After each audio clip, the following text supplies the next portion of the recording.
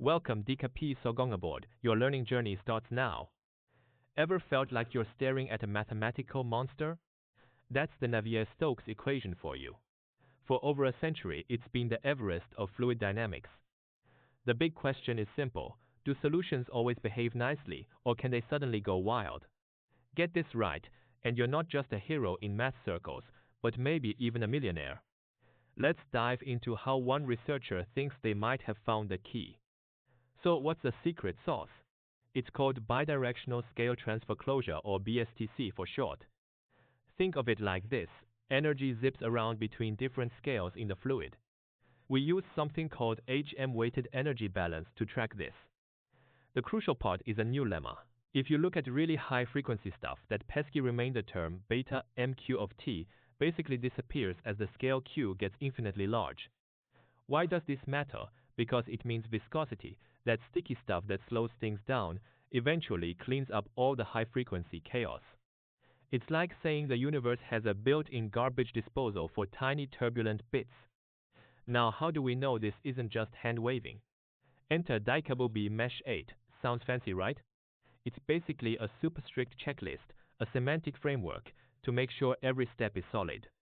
D stands for equal loss and gain, tracking energy transfers precisely. I captures differences like scale size or direction.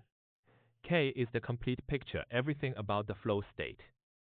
Is watch out for sneaky defects, nothing gets hidden. And P ensures input leads to output faithfully. By rigorously replaying these DIKWP packages without any gaps, the BSTC idea stands on its own, logically sound.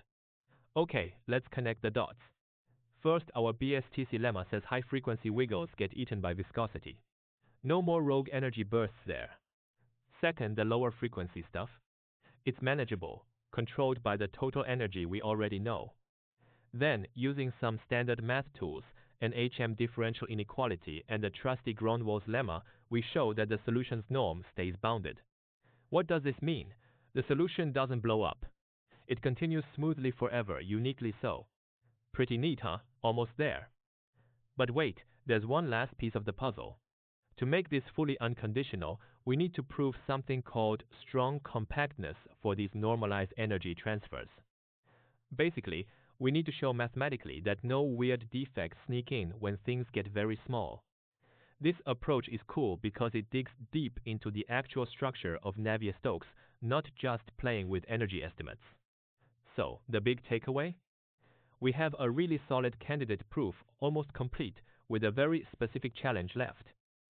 Maybe that's where the next breakthrough lies.